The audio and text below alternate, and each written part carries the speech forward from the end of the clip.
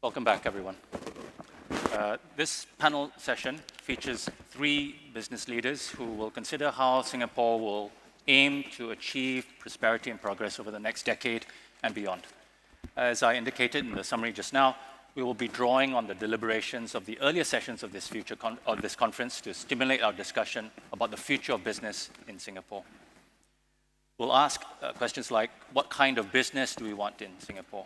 What are the sources of sustainable value add that a high-cost location for businesses such as Singapore needs to possess? What is the future of Singapore's hub status given trends of deglobalization and technological disruption, as well as potential future pandemics like COVID-19? As we've heard, there's been a lot of discussion about the change that's been brought upon us by COVID-19. But we need to ask ourselves very pertinent questions in all domains of our lives, particularly business, about a few things. And I touched on some of these issues in the summary just now. It will be an ambitious agenda to cover all of this in just under 90 minutes. But what I'll do in the first part of the session is to ask the panelists for their views on each of the following topics. And these topics are leadership, the future of tripartism in Singapore, and businesses' role and responsibilities to society, the environment, looking beyond the economic capital that they've managed and invested on their balance sheets, as it were, to beyond other forms of tangible and intangible capital, human, environmental, and social. You may pose your questions for the panel online via Pigeonhole at any time. For those present here today, you will have the opportunity when we move to the Q&A section. Please pose your questions by indicating to our friendly IPS helpers around your zones that you wish to answer a question, and they will signal to me accordingly. We ask that you keep your mask on. Please stand up to introduce yourself and ask your questions. Alternatively, you may ask your question also via Pigeonhole, and the QR codes to access the system are available on your tables. Now I have the pleasure of introducing our 3 panelists this morning. They are from left to right. Ms. Au Ka-peng. She is the chairman of the Shell companies in Singapore. In Shell, she's been in a number of roles within the chemicals and global commercial businesses. And prior to joining Shell, she had a long career in the Singapore Public Service, serving as Chief Executive Officer at the Singapore Tourism Board and a range of roles at the Economic Development Board. Next to her is Mr. Louis Lim, who is the Chief Operating Officer and the incoming Chief Executive Officer of Keppel Land. He was previously Director of Group Strategy and Development at Keppel Corp and the Managing Director of Keppel Technology and Innovation. Prior to Keppel, Louis was a partner in Bain & Company, where he was responsible for the firm's consumer products and retail and organizational and change management practices in Southeast Asia. To Louis' left is Mr. Ang Yue, founder and Managing Director of Ingenim Private Limited, a digital agency that focuses on technological innovation and user experience. Ingenim has been spun out from the Adventus Consultants and is involved in front-end mobile and web projects with ministries, banks, and MNCs. Yut is also Vice President of Strategies, Development, and Digitalization at the Association of Small and Medium Enterprises and past President of the Entrepreneurs Organization Singapore. So let's begin. The first topic is leadership. And I'll kick it off by, again, referencing Professor Linda Lim's comments when she proposed that Singapore has been a follower, at best a fast follower, but not a first mover. Can and should Singaporean businesses shoulder the risks that come with being a first mover? Is it within the Singapore business DNA to go where nobody has ventured before, to capture first mover advantages, especially into the region? Maybe we go in order. Ka-peng, what are your thoughts? Okay, well, thanks very much for having me, Christopher. It's really, fascinating to have heard your summary just before this panel and listen to the range of views that have been expressed across so many different topics. So hopefully, here, at least for us in this panel, we would be able to bring some views from a business perspective. I think it's quite tempting to try and pigeonhole a formula for success. So whether we should be a fast follower, whether we should be an origin hub, and so on and so forth. As I look at the business that we're in now, it is being disrupted as we speak. And I'm sure we will talk more about it later, about climate change, about energy transition.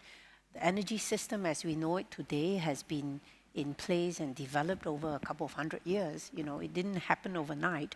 So how are you gonna get value as this system gets disrupted? And how would a big energy, a major like ourselves in Shell, be not just part of that process, but in the end, thrive through energy transition?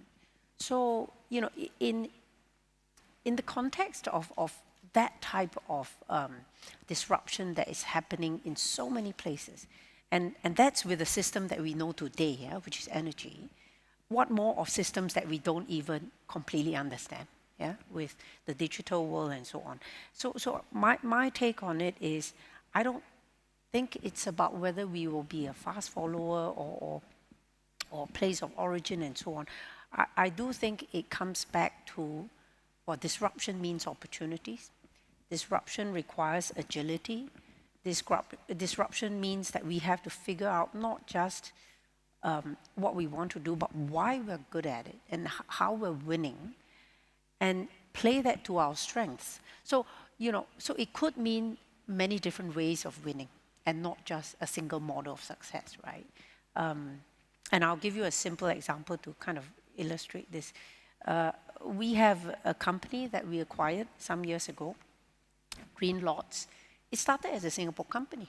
The founders were from here. They had a great idea. It was about building a EV charging infrastructure. But, you know, as much as that company was originated in Singapore, at that time, they quickly went over to California because the opportunity was there. The regulatory environment was such that, you know, things were changing there. They saw an opportunity to quickly take the idea that they had and to scale, yeah? And then some years later, they came back to Singapore. So right now, if you see what we do with Green Lots, they have a couple of 100 charging points in Singapore. We add to that, the Shell network adds to that, and so we have a few hundred charging points. But my point is this: if they had stayed in Singapore, the question would be, what would have happened, right? So I think it's a question of, you know, what are you good at? What does it take to win in that environment? And are you able to take advantage of that, have the agility to react, organize yourself, get out there and look, you know, coming back to Singapore is not a bad thing. In fact, we love the fact that they are doing a lot more back here, learning from the experience that they've had and bringing it back. Thanks, Kaping. And then maybe we'll come back to that idea of you know, coming back to the region. Coming back, you said coming back to Singapore first, but maybe, you know, come back and maybe use some of the things that you've learned in California in the case of Green Lots, and then maybe expand that into the rest of the region. Clearly, you know, with EV charging, many parts of the Southeast Asian region are not quite ready yet, but you know, in time to come, it will be, these technologies will be onboarded, and you know, there will be opportunities for us, for Singaporean businesses to then lead in the region this way. And we'll maybe come back to this idea of the ASEAN opportunity later on. Louis? Thank you. Thank you for having me on the panel, and congratulations on a very good summary earlier. I actually challenge the idea that we haven't been leaders or fast followers in Singapore, and that we don't have that as part of our DNA. So if you look at Keppel as an example, Singapore was the global leader for the offshore marine business. In the 80s, Keppel Land went to China, Vietnam, India, and Indonesia as well. And today, China and Vietnam contribute a significant part of the profits for Keppel Land. So I wouldn't say it's not in our DNA. The question is, have we been able to sustain it? And do we have the culture of enterprise today that some of the leaders of the nation in the previous decades had? Right, so you know, the sense is there are some very good ideas, but do we have the talent pool in Singapore? Do we have the platforms in place? Do we have the environment that encourages the growth of some of these businesses and to scale these businesses? Arguably, it's possible. We've seen companies like Grab, which is originally from Malaysia, come here and then become very successful. But the question is, how do we find more of these? And how do we reinvent the corporations that have been around for a long time to enter the next phase, right? I think some of the themes that you've been talking about at IPS, from a business perspective, you talk to a lot of business leaders, 3 topics typically come up: digitalization, sustainability, and platforms. And so the question for me is, what more can we do to lead in these 3 spaces? And I think Singapore, being a small country, is actually primed to be able to give us proofs of concepts using the size as an advantage, and then taking these ideas and then taking them abroad. So I think there's an opportunity for us to reinvent ourselves and to reimagine 2030 with some of these themes, very clear themes for us to focus on. It's again interesting that what you said about the the idea of building up this ecosystem. And what we need to take the kind of the risks going forward. Maybe what your thoughts, particularly from the kind of small and medium enterprise angle. Can we be fast followers or even dream to be first movers for the, and what are the impediments maybe to that? Yeah, so it's a very interesting questions from the perspective of small and medium enterprises. I happen to chair the business feedback group in the association. So we look at the challenges that small and medium enterprises have year on year, and its relation to actually the Singapore budget. And also we look at the challenges that SMEs have, overall as an ecosystem. Now, a few things, right? If you look at generally from the SME perspective, not a very small number of SMEs would really make it big. That's the reality of it. And the majority of SMEs are really trying to make a good living, continue to innovate and really do well within our country, right, as an ecosystem. So I think first and foremost, we need to kind of look at the ecosystem. So that's what was shared, right, about ecosystem. And we need to also look at the ecosystem not just from a perspective of how do you get 10x or 100x, because there are companies that are engineered and designed to go that size. But by and large, small and medium enterprises in, if you're looking at small and micro, which is below 5 million in turnover, we really want a stable life and have a good living and be able to feed our children and make a good living for us. And what we look at is really how does our ecosystem and the country provide for all of that? Allow for SMEs to prosper, within this framework, and also allows those that has aspirations to go 10x or 100x, right, to actually have that growth potential. So if we looked at this, I think there are a few perspectives that overall as a nation we can really tackle and really look at. And the question around leadership is great, right?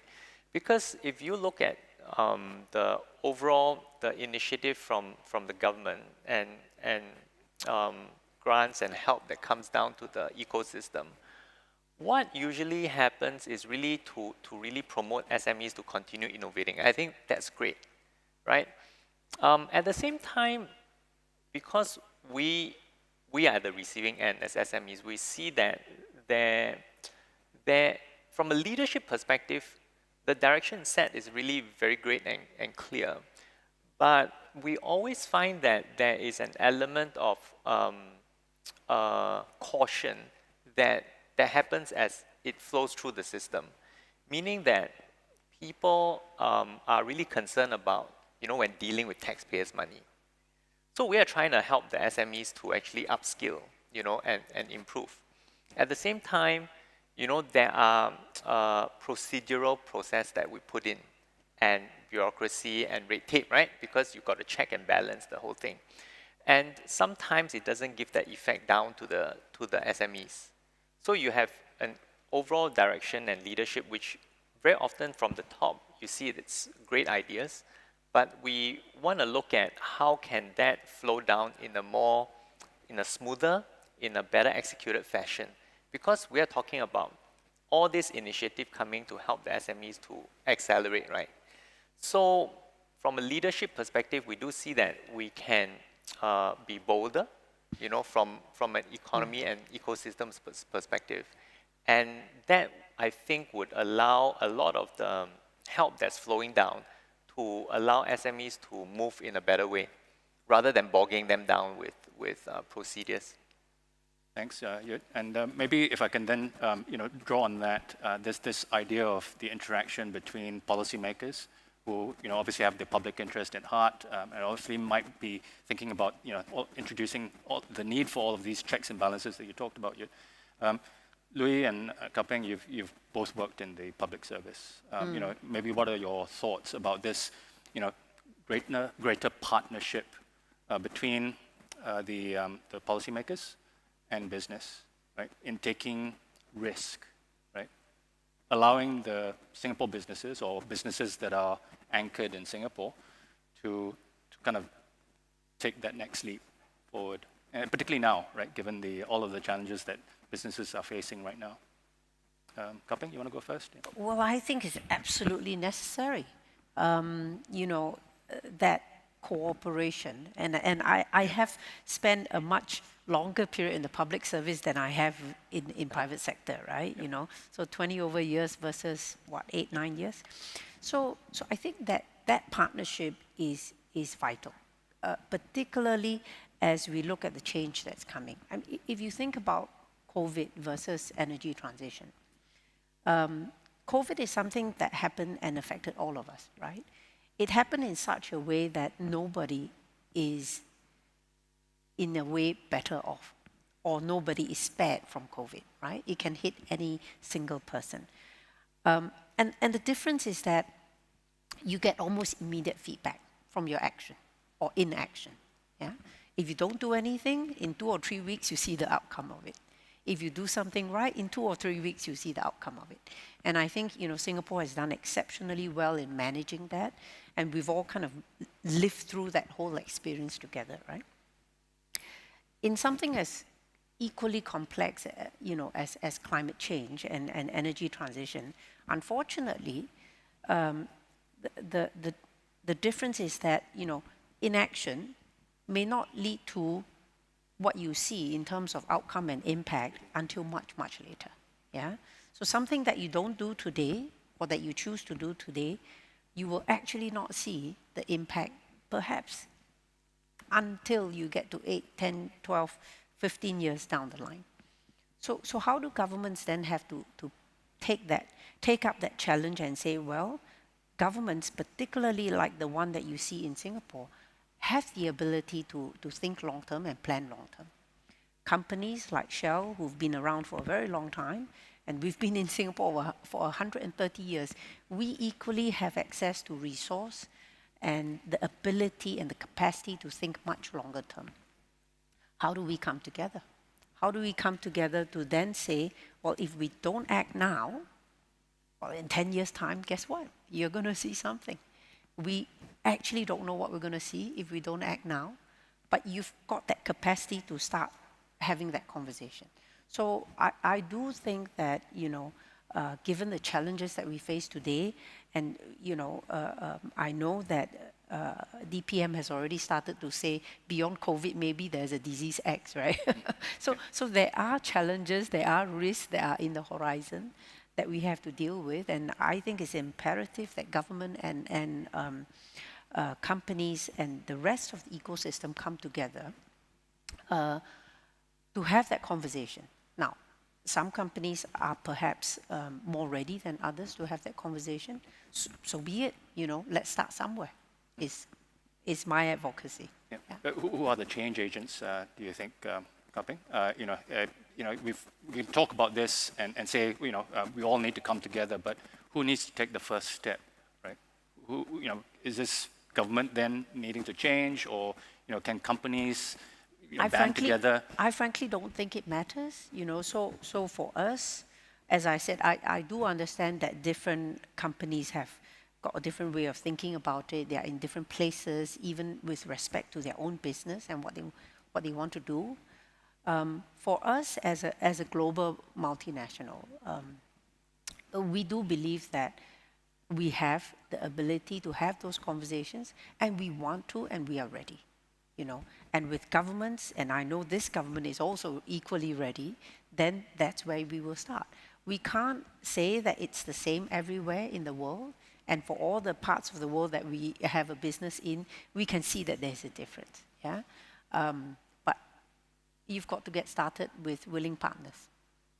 It's quite interesting what you just said, Kapeng, and I think it also echoes what Louis was talking about earlier about businesses coming from the region, like Grab or Gojek that you didn't mention, but they're all present here, and how much we consider them Singaporean businesses, right? And it harks to that responsibility that businesses have, international businesses or multinational corporations like yours, to see that responsibility to the society that they are embedded in. And I just wonder whether we can talk about that. What are the businesses' responsibilities to the society that they are in? So, Louis, you can take that up, or you can go back to the previous discussion. Up to you. Maybe just building on that. I think you've mentioned just now ecosystem in your speech. You talk about ecosystems as well. I think everyone has to play a role in it, right? I think it's we can't expect the government to take the lead in everything, and I think the companies need to have a role lobbying the government, if anything. And I think for us, for example, our collaboration with the government has helped us in many ways. In the 90s, we participated in the Singapore Suzhou Industrial Park development in China, which gave us more access to China. Together with the government in the 2000s, we developed the Sino-Singapore Tianjin Eco-City. And these have been the platforms for us to build a new business that we're driving called urban solutions, where it's not just vertical build, but horizontal build, including the infrastructure for larger precincts or cities, right? So, and we would not have been able to do that without the right support from our government to help us open doors. So I think we benefit from that kind of partnership, and we look forward to being able to do more. Again, if we are very clear about where we can focus on and where we are going to invest behind, then we have a clearer view of, be it the energy transition or digitalization or sustainability, that we collectively invest behind those areas, and we have the right kinds of incentives to build businesses or grow new businesses for existing corporates in those areas. When we think about small, medium-sized, even micro-enterprises, we think about that small businessman, obviously a Singaporean, trying to do business. Right? So going back to this idea of which or what can we describe as a Singaporean business? So maybe your take on that from the small entrepreneur's perspective. Yeah, I think that if you look at the small and medium business owners, a lot of times in our interactions with them, from the association, we try to hear and understand the challenges they deal with, because at a different scale and a different size, the challenges are very different. And sometimes, as an SME owner, we sometimes may think that, look, the challenges I face are beyond my control, and I think that's not a very powerful position to look at. I think SME owners are fully capable, right, of continuing to innovate their business, and the other part is not only can they innovate, but they can actually do more collaboration with one another. One thing we notice in Singaporean businesses is that I think the nature of collaboration spirit is not so strong. And maybe it's from, being competitive in school and since then, right? But we can really do with better ability to collaborate and working together. And we always hear of how we can actually go out of the country. Singapore is a very small market, right? Yep. And how do we hunt as a pack? And I think that there are a lot of possibilities that Singapore businesses can actually collaborate together, and working with larger enterprises like the GLCs, right, Keppel and so on, to actually work together and actually tackle. And I think that's where the game becomes more interesting. And one thing going against us, really, if you hear and you speak to especially the newer generation also, is the fact that we are very comfortable here in Singapore. So people going abroad is something that people feel, you know, it's tough, it's a bit painful. But I think we should instill the spirit of enterprise and venturing abroad in our people and also our enterprises, so that, you know, we go beyond just our shores. Maybe we can stick on that idea of you know, what kind of businesses we can call Singaporean, because I think, you know, it leads to the second point on tripartism, right? I think there's opportunity, as you was talking about, in terms of Singaporean businesses sort of collaborating with each other. But we also have businesses around the region. Again, the Grabs, the Gojeks, and many small businesses around the world, but clearly in the region, that we can partner ourselves with as well. You know, so, you know, by, you know, collaborating with them, perhaps even merging with them or acquiring them, you bring them and make them Singaporean businesses and collaborate with them and work with them, pool the capital together to you know, go forward and do business. But I thought we should now, in the interest of time, move on to our second topic, and that is tripartism. Right? I think you heard from Director IPS earlier about, you know, the essential workers, right? And what is that, you know, interaction between obviously government that we've talked about, businesses, and labor, right? So, you know, maybe we can kick off with the elephant in the room, right? Is this, you know, our relationship in Singapore with foreign workers, right? At all levels, the top to the bottom. And clearly we have been most concerned in the last year, obviously, of the migrant workers all holed up in the dorms. But you know, there's going to be a lot of change, right? I believe. You know, how prepared are we, businesses as well as a society, as well as the overall economy, to sort of adapt to the changes that will be required? I mean, clearly costs are a big part. We're already a high-cost location. So, you know, can we maybe have a think about that and, you know, talk about the implications of this new relationship or a new relationship with foreign labor? Who wants to go first? I can share.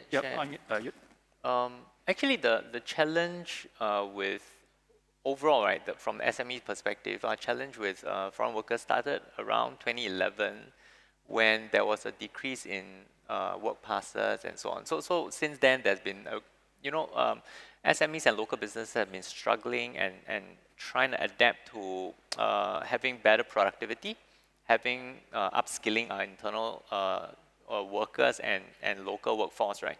Because the quota and the passes were tightening over this period of time. I think overall, we've seen,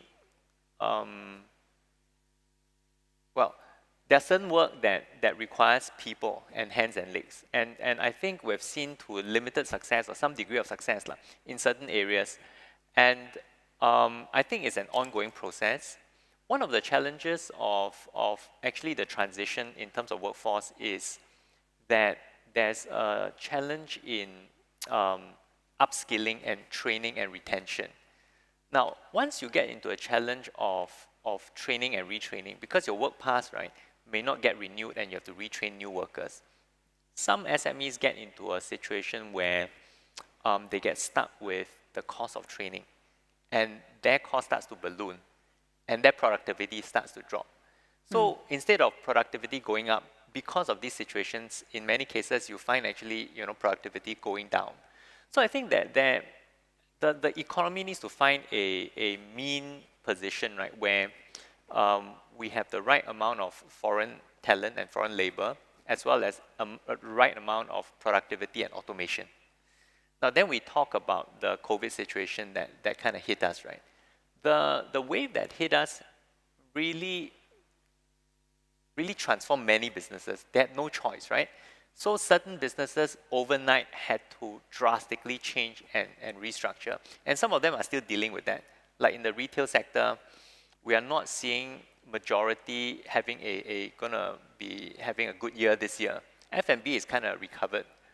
And in this perspective, right, because of this wave, I think there's further opportunity for us to look at how we're going to deploy our local labor versus foreign labor.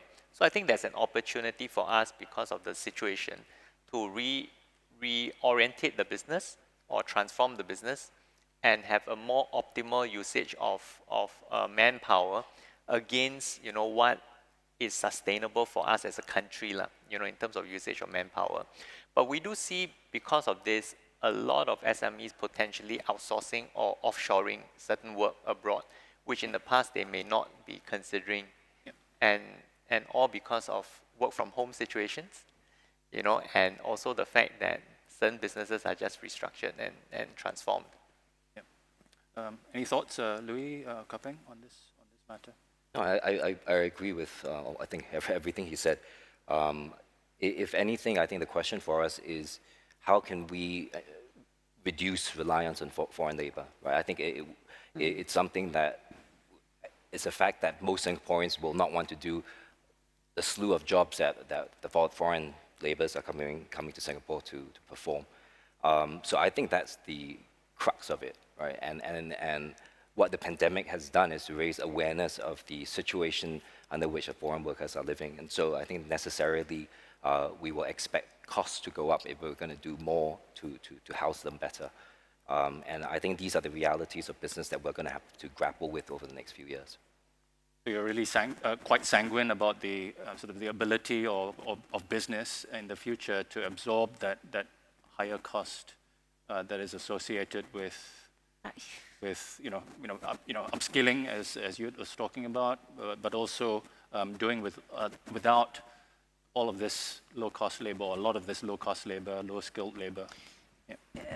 I don't know whether I'm in that space yet, but I'm certainly in the space that this is the time for us to rethink and understand what has worked about the system and what has not worked. And COVID showed us a lot of what has not worked, right?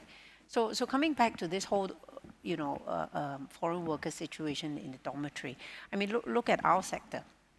We, as Shell, we don't hire a lot of foreign workers. In fact, the vast majority of our workforce are locals, yeah?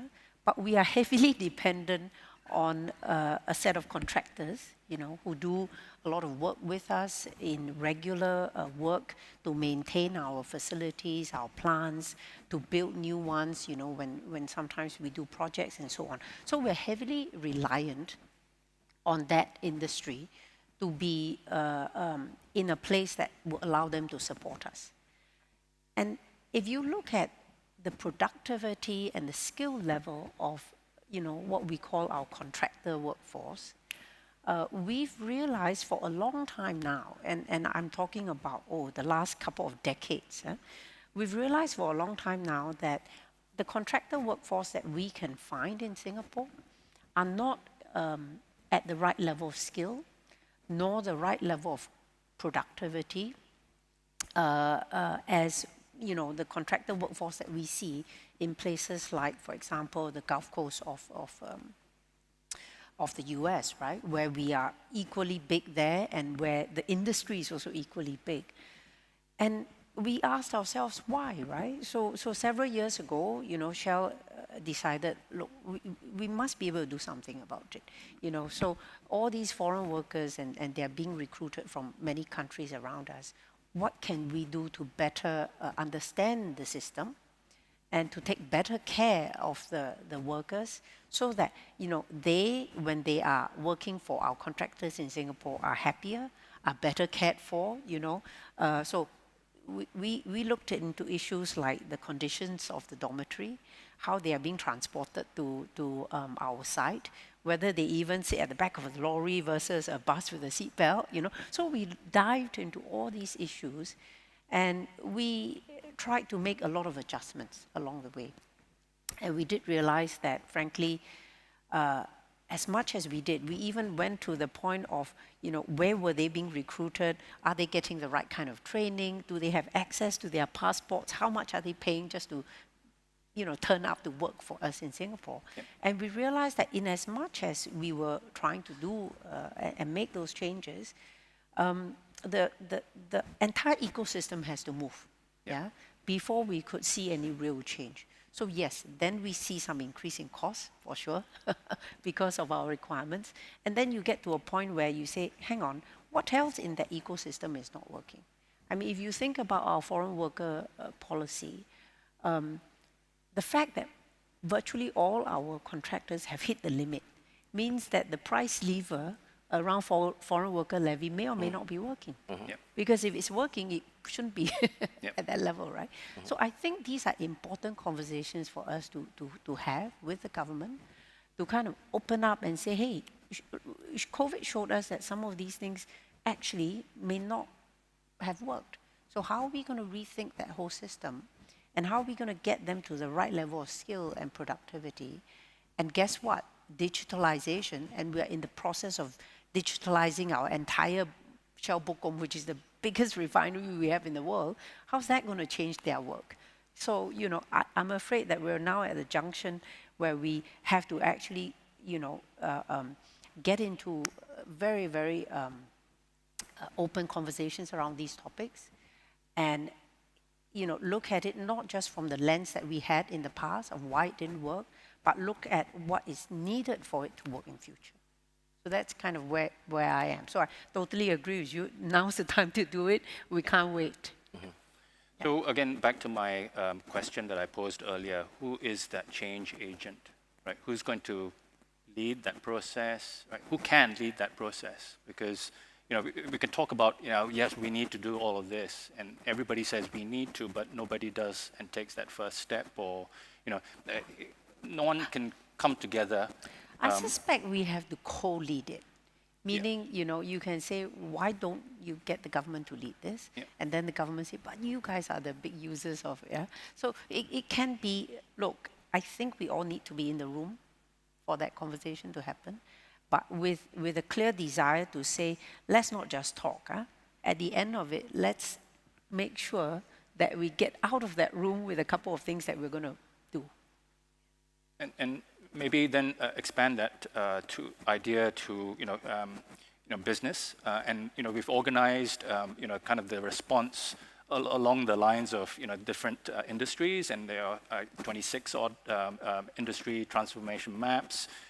What are your thoughts before we move on about the kind of the maybe that pigeonholes us into or puts us into silos and buckets that maybe are not as dynamic or flexible.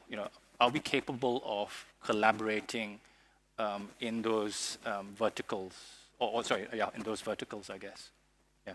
Yeah, I can share a bit, right? Because we have been, the industry transformation map has been, I think, 5 years in the making. And one thing we got to say about our government, they are very structured and very forward-thinking. Now, what we have in terms of challenge, right, is translating some of these ideas and thought leadership down to execution. So if you look at a typical SME and we're looking at the transformation map, very often the relevance is not quite there, or you struggle to kind of understand what is this all about.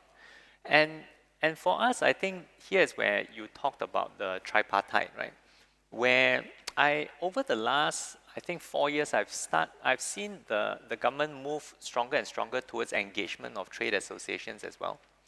So together with trade associations coming in and the empowerment of trade associations, I think the likelihood of having these maps from a theoretical and conceptual level, right, being able to execute and become relevant down to the individual businesses, I see that chances being able to materialize much faster and much better able to realize.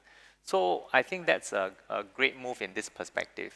The other part I wanted to also point out, right, overall in terms of the ecosystem perspective, is that if we wanted to have SMEs and businesses to continue to be strong, I think cost is an area that we may want to look at how we can manage. So Kpi mentioned about cost. Overall, we see, right, from an SME perspective, that cost fundamentally is an innovation dampener, and of course there needs to be cost because we need to pay for things. But as an ecosystem and as a country, we are already now almost the top 3 most costly country in the world, right, for doing businesses. And as an SME, if most of our profits do not get retained as profit, but they have to be paying bills or rental, right? That becomes a challenge because then there leaves very little for SMEs to actually innovate and do more, right? We're just doing hand to mouth. So I think from that perspective, we should also look at how can manage the costs so that it allows us to have that ability to innovate from the ground up. So actually, it strikes into what you just said, what you've all said, strikes into some of the questions that we got, particularly on day one, right? About, again, how we navigate into this new changed cost environment for Singapore. And again, who leads that process? And the question actually, the question that sticks in my mind came from the kind of the procurement angle, right? And I was thinking about this when I was quoting Professor Danny Quah, right? His points about not focusing on maximum efficiency, but that right balance between performance and resilience, right? Who takes that lead, right? Government is the biggest employer and procurer of contracts and services. Big firms like yours, Shell and Keppel, right? Also big procurers as well, right? So who takes that first step, right? Because if you do so and go through the detail that you were mentioning, Kpi, it's gonna raise your cost. And it may put you at a competitive disadvantage to other firms competing in your space. Well, I suppose, there's a question of who is best placed to understand system cost and system impact, right? So, it's great to have industry transformation roadmaps. I was on the other end of drawing those things up a long time ago, right?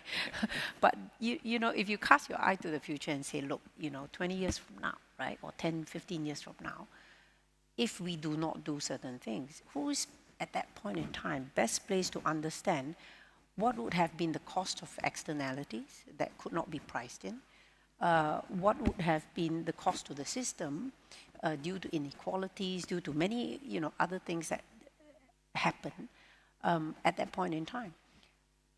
An individual company or a government. More likely than not a government, I think, to be able to provide those kinds of perspectives, to look at, so what are the outcomes that you're trying to drive from your industry transformation and the consequences of not getting there.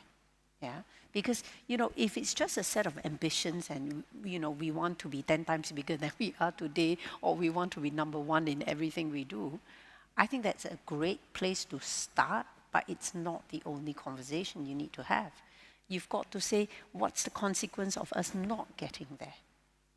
What are the costs to the system if we don't achieve certain things? So and I'm reflecting on this because, as a company, we see how different ecosystems act through the world. Yeah, some, in Europe, they have taken a different approach to climate change. Here, we've taken a slightly different approach, and it's fine. It's fine to have different approaches, but we need to kind of, come to that part of the conversation. Yeah.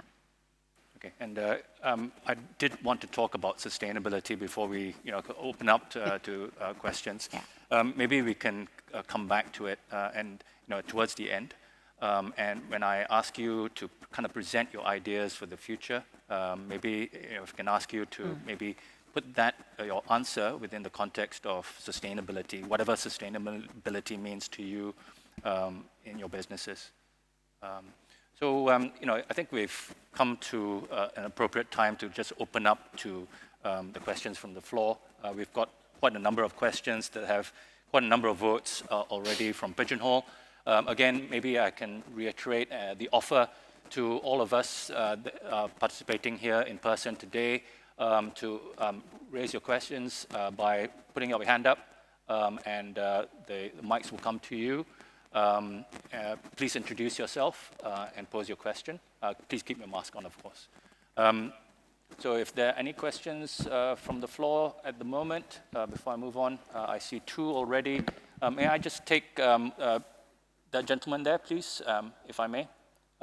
Table 2 and A2. Yep, table 2, A2.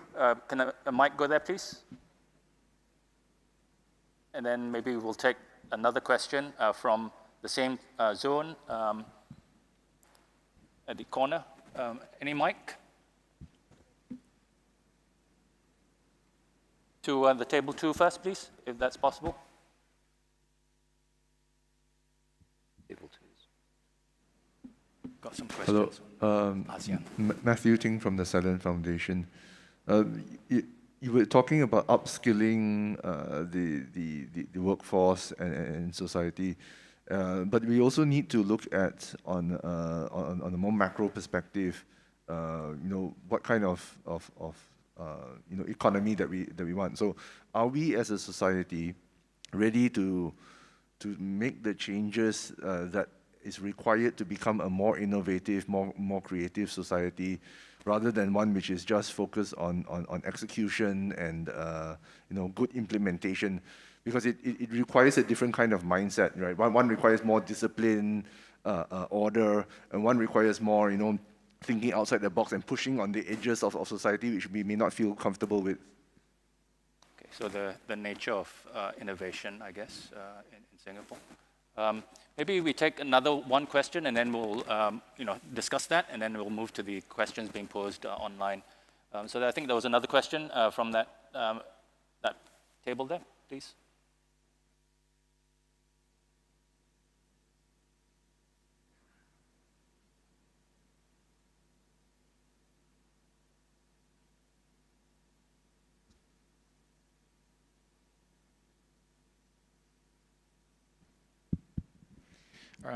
Hello, thank you very much. Alex Tan from IPS. Thank you very much to the panelists for this engaging session. I listened very intently, and I have a question for each of the panelists. I'll start with Mr. Lim. You talked a little bit about opportunities in Singapore where we don't have to start from the bottom in a greenfield startup, so there are pockets for entrepreneurship in existing companies. I was wondering whether you could share with us, in your mind, what are some sectors where we can find these, what I call brownfield opportunities for our local businesses. That's for Mr. Lim. And for Ms. Au, would you kindly comment on how multinational corporations like Shell are helping in the upgrade of local businesses through spillovers? It could be in terms of technology, know-how, business know-how, or best practices. And for Mr. Ang, I have a simple question from your SME, your perspective of SMEs. So we have this conversation about SMEs upgrading and retraining and becoming world-class Mittelstand, in Singapore for some time now. The simple question I have is, in your mind, what is the one thing from an SME business owner and also as a trade association leader, what is the one thing that is going to untangle all the problems that SMEs are facing? If you may be so bold to just say, what is this one thing? If you solve this one problem, SMEs will flourish in Singapore. No doubt about that. Thank you. Thanks, Alex. Okay, I think I sensed, again, underlying the questions from Alex, for each of you, again, the idea of innovation. What kind of innovation? I mean, for Louis, the question came in the form of, what brownfield sites and maybe the low-hanging fruit that we can think about for Singapore business to sort of execute upon, maybe not in the next 50 years, but maybe in the next 5 to 10 years. And I think that was also true for you. The idea of retraining, what kind of innovations that we might need in that space. I think it relates to what you were talking about earlier as well. And for Cupping, I think you've already talked about it a little bit, this upgrading of the ecosystem. So maybe if you can answer that, and then maybe within that, we can answer the question from Matthew, as well as, I think we've already got quite a number of questions in the, pigeonhole that relate to this idea of innovation. What is, the essence of Singapore innovation? Yep, so please, if you could. Well, I think to begin with, innovation, I think it's a buzzword that has been going around for quite a while. At Keppel, we set up the Keppel Technology and Innovation Unit in 2018 precisely for that purpose, to generate new ideas, encourage our businesses to generate new ideas, incubate them, and then implement them. So in terms of, for us, what we do look at is our existing businesses and areas that we can add on to what we already know. So for example, within the land business, obviously, smart, sustainable buildings are going to be the way forward, right? So taking the experience that we have last year, we certified Keppel Bay Tower, where we're headquartered, to become the first BCA Green Mark Platinum Zero Energy building. And I think the zero energy building theme is going to be something that we can roll out, not just in Singapore, but in other markets, right? And we have a fund management arm, which we can even harness to raise money to do that. So I think coming up with ideas and implementing them is the key thing, and it doesn't always have to be ours. I think one thing that we need to be more conscious about is this not invented here syndrome that I think a lot of companies have and that we need to overcome. So for example, we invested in a co-working business in India called SmartWorks. We have invested last year in a co-living business, a small one starting out in Singapore, but with Southeast Asia ambitions. So I think these are the ways that we can tap into the ecosystem and to help us grow as an organization as well. You want to go next? Okay. I want to tackle the innovation part, right? I think innovation needs to be accompanied by hard skills. I mean, you can dream, but you need to be able to execute at the same time. And I think the challenge here about the way Singapore goes about dealing with skills upgrading and training, it is very regimental and very siloed. So if you look at the way, if you looked at Skills Future, you looked at WSG, right? And I think they're doing a great job in trying to push the industry forward. But one thing is that it's actually not very flexible, and it's locked into maybe in very fixed verticals. And the thing about innovation when you pair it up with skill is that sometimes it crosses boundaries. And I think what we need to instill as a spirit, right, is the ability for us to not be too tied down into certain fixed form and shape. And how do we translate that into how we bring up our children or how we empower our SMEs, right? And I wanted to kind of lead into this portion about how sometimes when we apply for certain training and certain grants, right, it is very strict in terms of how we follow certain procedures. And that makes the whole process of skills upgrading and training, you have to kind of navigate yourself and you fit it in, rather than that training suiting your needs of your organization. So that hinders the ability of the organization to try to run forward by leveraging on what's given to them from the upgrading and skills training perspective. So I think that perspective may be a worry that, if we don't do from the government perspective, if we don't do the program properly, we may deal with compliance audit problems, right? And that becomes a challenge. And then they structure it so tightly that it's hard to use from the SME perspective. I think that needs to be dealt with if we wanted to really allow and empower the SMEs to have that kind of skills training, and as an economy in general, for us to take it forward and move forward as an economy. So I think that's one area. Alex was asking about one problem. It's very, very hard to answer, right? It's like the magic bullet. But if I had to kind of say or theorize on one thing that we could do better, is maybe, you know, Singapore is a very open economy. We pride ourselves on being very open. So much so that if you look at from a procurement perspective, there are quite a few foreign companies that come in and compete with the local companies for government contracts. And we are the government contracts are the government's largest buyer, right? So from that perspective, if we could look at how the government procurement policies are, because it's potentially an area where we could incubate SMEs, right? Because you provide businesses to SMEs. In fact, SMEs, very often, if you talk to them, they tell you, hey, don't give me grant, give me business lah. You know, and it's true, right? So if the government can really look at how we could supercharge our SMEs by actually buying from them and looking at how our policies can, instead of right now, we have a policy of aggregating into larger enterprises, if you notice in certain sectors, for the sake of efficiency. So then SMEs get excluded away from many contracts because they become aggregated to be too large.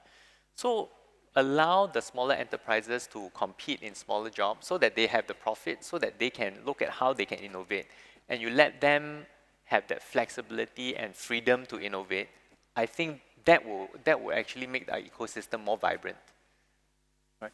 I'd like to sort of pull out that point that you made about the skilling, right, and the silos and all that sort of stuff, and already bring that back to what I said earlier in the summary about all of the desire for better education being not necessarily in that traditional classroom context. We're very much set up very well to deliver that education in that formal classroom context. So we have a very good educational system. It's all highly ranked, but how do we actually almost democratize, put and cite that learning in businesses? Obviously, you clearly know what skills you need for the future or should do. How can we better cite that learning, right? So we were very good at the industrial scale.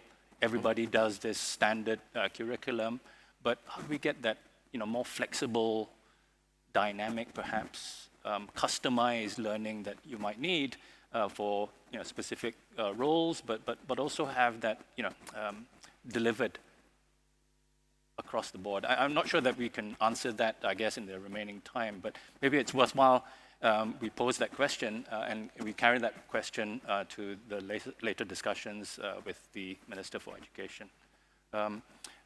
Maybe if I can then move on to some of the other questions. Oh, actually, I missed you out, Kaping. Sorry. I do want to say something. No, please, I'll give you the kind of the word on that. Maybe because to Alex's question. Please, yeah? okay. I do want to say something. I think that, for a long time, even when I was working in public service, back then, we had this notion that, the bigger companies can help the smaller companies, right? It was MNCs can help SMEs and so on. But now that I'm in Shell and I'm sitting on the opposite side of the fence, one of the big things we talk about very often is, how can we tap the best ideas? How can we remind ourselves every day that we don't have all the answers, and that we need help as a company. Yeah, to continue to grow and to continue to innovate. So it's really not a question of can we help, but can we work together, yeah, and can we collaborate? I think that in Shell, we certainly have a lot of the issues that, even Louis was talking about, not invented here syndrome, we've been around so long, surely we must know what we're doing, a bit of that. But increasingly, and we've seen this in many of the things that we do in Singapore, we're asking the questions, hang on, the best ideas are everywhere, you know. How do we tap and leverage them? So for example, we participated in ESG's Open Innovation Challenge, which is really to define a whole set of problems, right? Give it to them, and then they go give it to a whole bunch of companies, big and small, and see, mostly small, and see what solutions will come back, right? We talk about, you know, how to share skills around developing business proposals, pitching of those ideas and so on with young companies, startups. And in turn, actually, we learn a lot from them as we look at what they do. We do best practice sharing with all our suppliers in different parts of our business. And as I said, you know, yes, we share best practice, but more often than not, we also learn from what they do. And we start to understand the kind of challenges that they face, and you know, it leads to a different conversation. So I do think that, at least for us, we've moved into that zone of understanding that there's so much value to be unlocked by working with that ecosystem, by just being, I suppose, humble about what we know and what we don't know, and starting from there. I want to build on the collaboration point because I think it's very important for innovation. One of the challenges, I think, practically that we face is the kind of tender process that we go through. And this is government tendering to companies or companies tendering out to other companies, because actually it's much better if you're working together to find the best solution. But each company does not want to share their IP at that point in time, and then I share all my IP and suddenly it goes out to tender, and I lose on price. So I think that's something that we have to overcome. And it's this whole balance of controls and compliance that has become so important in this day and age, but which has also added a huge amount of cost to operating businesses. So what can we do to be clever about how we govern for risk instead of kind of governing off risk, right? And I think that's going to be a big challenge that we have to overcome collectively. So maybe that is something that we need to look at and introduce and incorporate into the ITMs, right? I mean, you know, if that's one mechanism, perhaps we can use that, the ITMs, not just to say about, you know, these are the way forward for all of these other potential business opportunities, but also think about how we might organize these different industries to kind of, you know, maybe come together and have a joint or collaborative procurement system. I don't know. Maybe it's a suggestion that maybe we can take forward. Great, excellent. Okay, there's lots of questions on Pigeonhole, and it would be remiss of me not to address some of them. If I may, I will group them and just pose them, you know, as one. And maybe it is, I think, the question about the ecosystem that we have in the region, right? So this is Ambassador Zainal Abidin's question about collaborating with our ASEAN neighbors, collaborating perhaps, again, I think we talked a little bit about it just now, but maybe talk about this opportunity, but also the challenges that, that we face, businesses face in, you know, pushing into the ASEAN region, the 650 million people. Yeah. Anybody want to go first? Elaborate. Yeah, go ahead. Sure. Yeah. Well, I think definitely a big region. I think for Keppel, as we look at Asia Pacific, without doubt, China and India stand out as must-go-to countries, even though especially India is challenging. The question for us is where in Southeast Asia, right? And I think for different industries and sectors, there are different places that you can go to.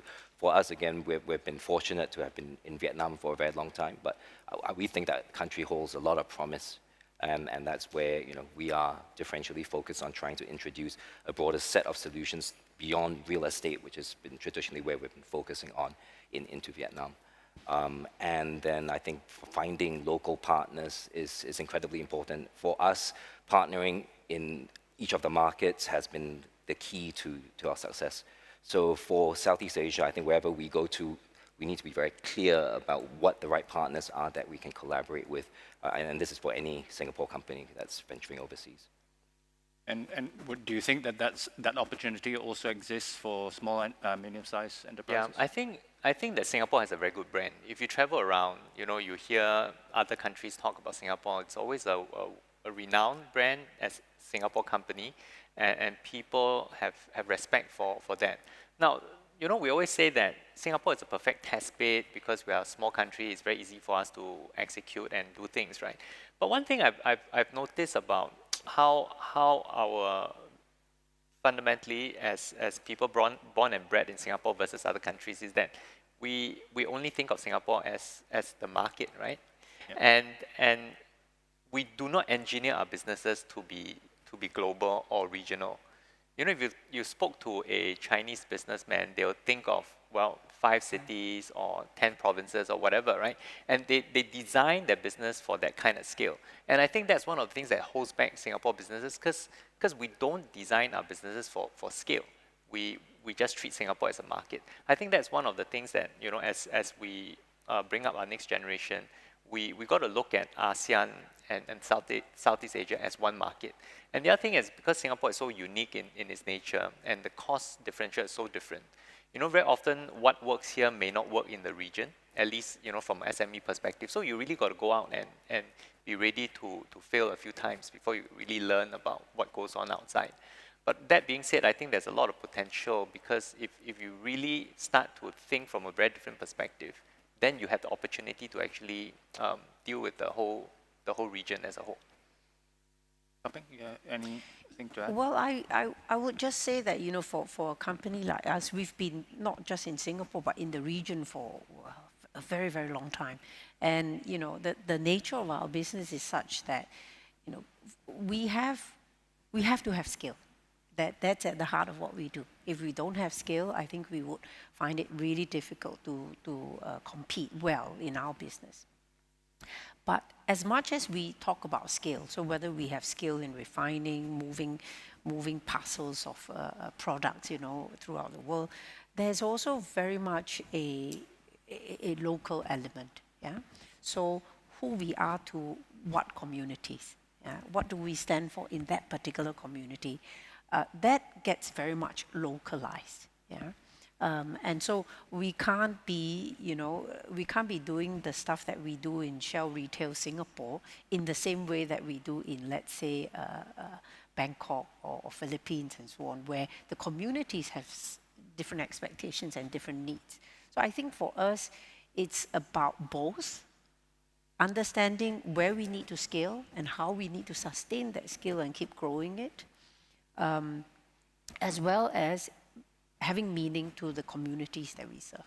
Now that then has to be very much localized, you know, and it's not even simple things like language and so on, which obviously you have to do, right? Yeah, but it's going down to, you know, how do they live? Yeah, and therefore what do they need in terms of products, support, services, and so on.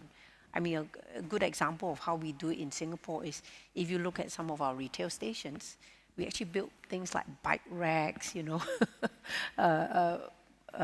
pumps for not just your car, but pumps for bicycles, right?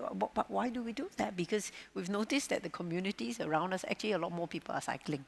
And in order for them to stop by, well, they need somewhere to hang their bike, right, while they're dropping into our retail store. So, you know, so you actually have to get down to what's happening with your community.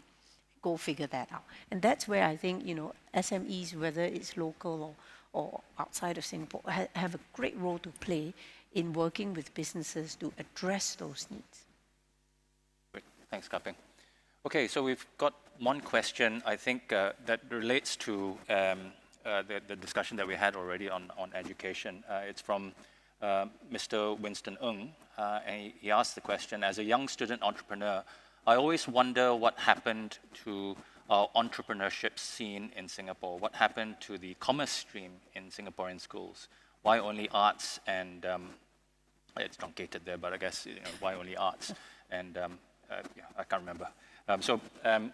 If I may, I think we've kind of touched on that already. And maybe, Winston, if you can, maybe pose that question again in our closing dialogue later on with the Minister for Education.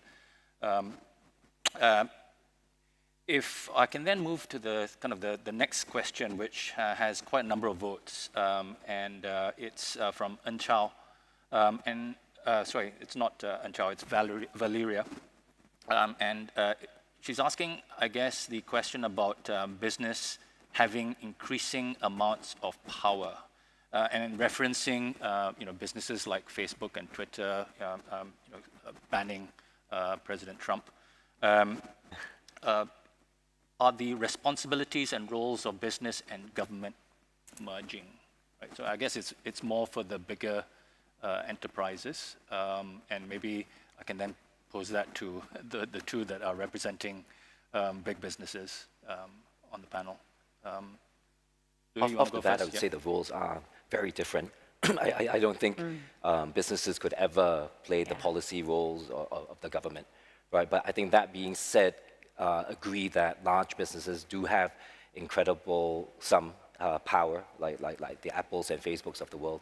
And I think that's where the word responsibility comes to play, right? I think those businesses do have a social responsibility given the power that they have. But I don't think in any way that businesses and governments could converge. Well, I do agree with Louis that governments and businesses have different roles. Yeah, they need to coexist, but they have different roles. In Shell, we talk about societal license to operate. What does that mean, right? A couple of really big words, strung together. But it's about understanding, within the communities that we do business, what do societies expect of us, and how do we serve those needs? So, if we are in a community where, you have, so for example, in Singapore, we do a lot of work with Lakeside Family Services, Southwest CDC, because that's where a large part of our operations are located, right?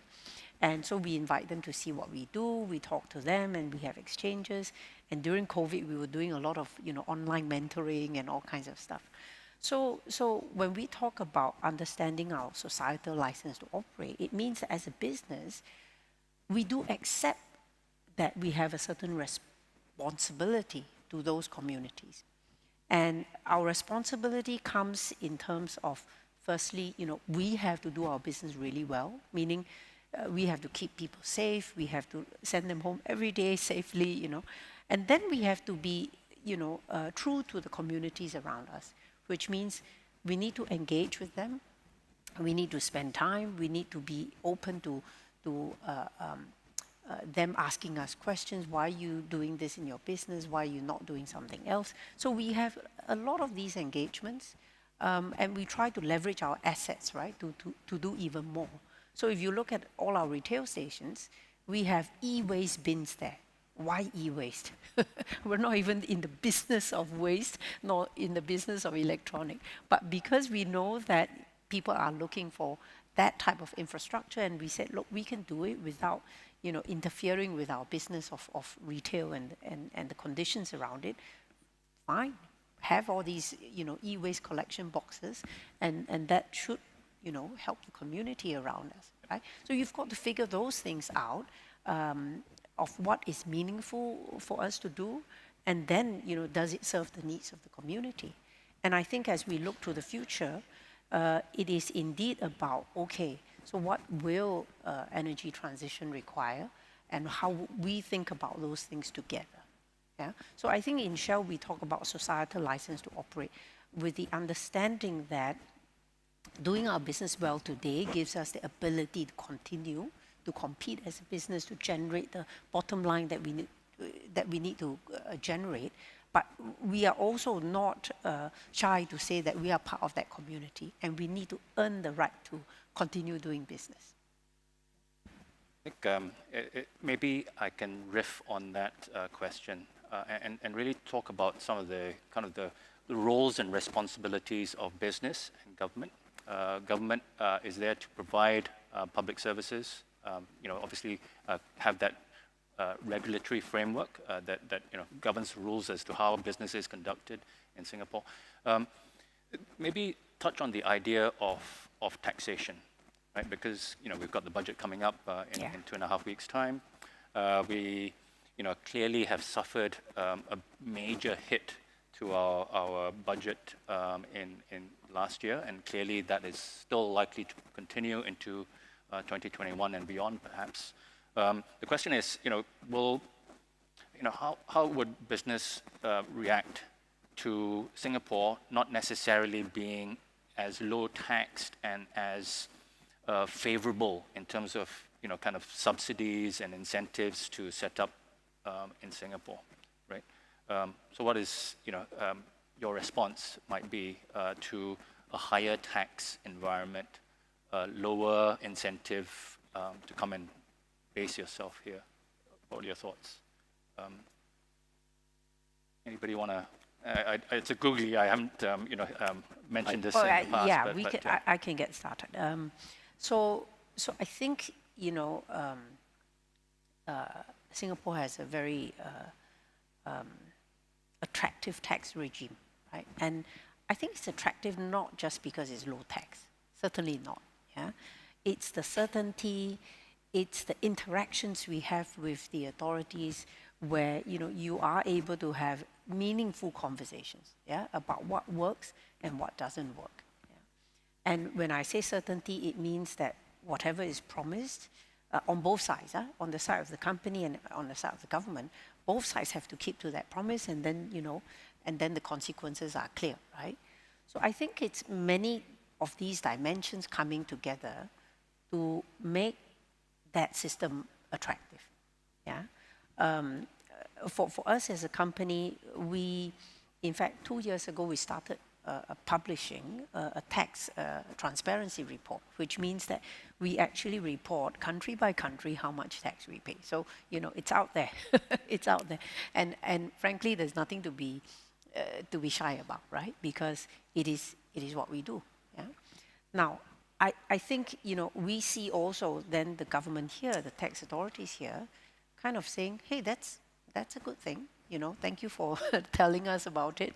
And they themselves are embracing, quite a lot of that transparency, a lot of that, how do we really enable companies, not just to do business here, but to do it the way that would help them engage that wider stakeholder. So I think, I would go beyond just saying, hey, how much is low enough, right? Low enough is never low enough. Yep. So I do think you have to look at the different dimensions of what makes that whole system attractive and gives companies the certainty and the ability to plan forward and execute a business. Great, thank you.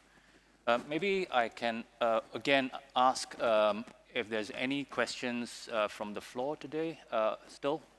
Please, again, put up your hand. And we'll have a mic brought to you. If you don't mind, please stand up and ask your question and introduce yourself. Any questions?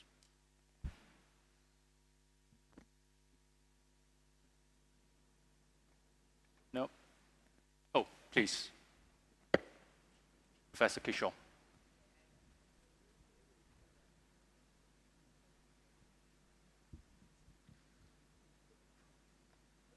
Thank you. Since there are no questions, I'm going to ask a question. The session has been fascinating, but early on, Christopher, you referred to Linda Lim's usual provocative comments, especially her provocative comment that Singapore can go from being a fast follower to becoming an originator. There's been some discussion of it, but if we want to give a straightforward yes and no answer, and I'm going to put my friend Kpi on the spot. Can Singapore actually, in a sense, make a huge mental switch and go from a country that relies on overseas people to follow to becoming somewhat like Israel, a country that is not a follower at all, but is always a leader? So can Singapore become an Israel in the economic scene? Okay. Again, it's provocative. You've been put on the spot. It's come up time and time again. But maybe we probe a little bit deeper, I think, into that question, whether it is within Singapore's DNA to do that, take that risk. Please, anybody? Kaping, I mean, you've been well, Kishore, since you kind of provoked me, right? Thank you. think we do, but many things have to change, you know.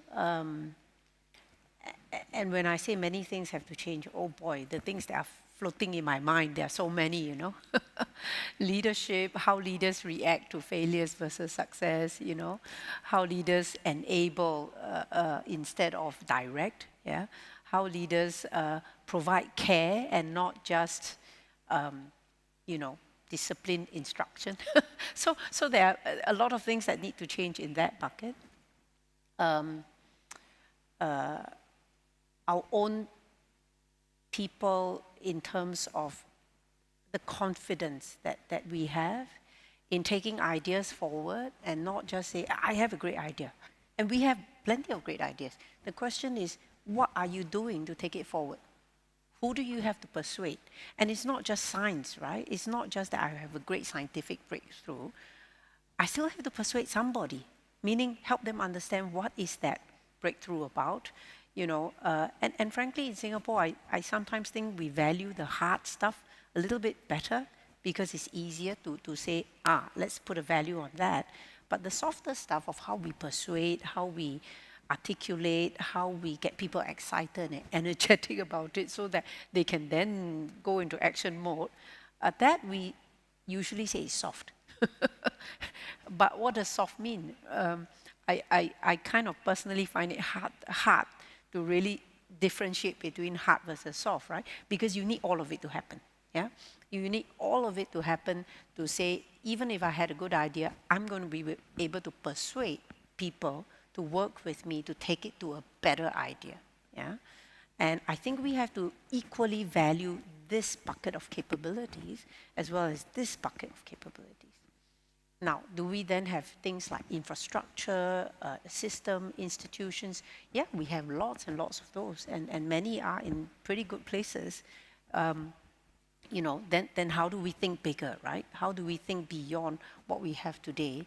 What new things we have to build? So, you know, Kishore, I'm in the place that yes, we can, but we have to be pretty brutally honest about what we need to change and be quite broad-minded about it, meaning we cannot stop at let's just do the 3 easy stuff, you know, or do the 3 things that we can clearly put a box around, yeah, because it won't be enough. That's where I am. Louis?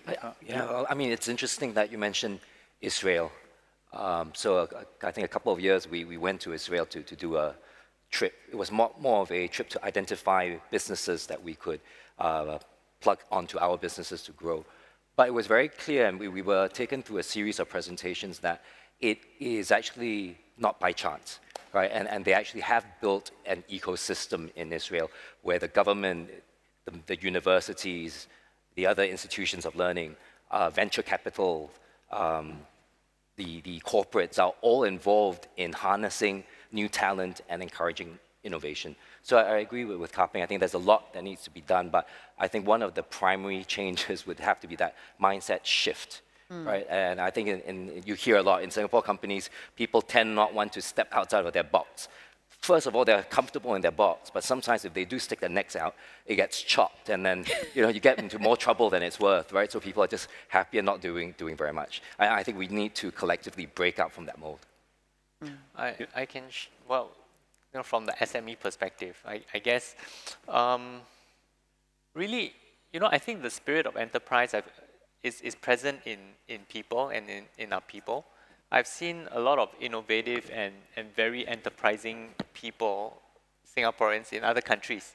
You don't really hear of them, but they're very enterprising and very innovative. I think in Singapore, you can't deny that the government has a very large hand to play in both the economy and the ecosystem. And I think if we really wanted more innovation in that perspective, I think a few things needs to happen such that the leadership comes from top down, right? And there are things like, for example, if, like I mentioned before, costs. If costs are really tight and keeps going up, then the amount of innovation opportunity for the smaller businesses are not going to be there because it gets sucked away from from the business vibrancy. I think there are also policies around how to drive innovation, and the intentions are great, but I think the check and balances sometimes are too onerous. So we also look at the KPI setting. I think, you know, we are a very KPI-driven nation, right? And sometimes you really look, there's certain goals, and the KPI may not be the best set. And maybe it works as an initial KPI. We may want to, you know, deepen some of these KPIs, like our skills, direction, and training, moving in the right direction. You know, is it really affecting the change that we want if we really measured it? And if you really looked at it, it may not be the case if you drilled in on the measure. So I think that's things that we can, you know, look at. So some different measurements, maybe not just focus on that, you know, the definition of KPIs that we've been kind of accustomed to. Maybe there's a way to break out from the mold that we have maybe trapped in our being, you know, not first movers, but you know, trapped as cautious followers even. Cool. I think we're running out of time. There's lots of questions still on Pigeonhole. Haven't been able to deal with all of them, but rest assured, we will be taking all of these you know, into our subsequent phases of reimagining Singapore project. So you know, thank you for all of them. If I may, you know, sort of not attempt to summarize what all of these panelists have said, but really to offer them a minute or two to really define for themselves, you know, what success, what prosperity and progress would look like for you. You talk about this in a sort of individual or company perspective, but what would success look like in 2030? So maybe we do it in kind of reverse order. You'd go first, and then Louis, and then Kaping. Yeah, I think, you know, if we look forward into the future, Singapore has gone from one in the 60s and 70s being very focused around, you know, foreign investments and large enterprises, and now towards one that, you know, has innovation, entrepreneurship, and you know, focus on SMEs, right? So going forward, I think that I hope to see that there's a great partnership between GLCs and SMEs as we both co-create and hunt as a pack. You know, I think there's a lot to be gained as we learn from one another and as we expand beyond the shores of Singapore. And to support that, you know, government policies in terms of procurement facilitates the vibrancy and the growth of our local enterprises.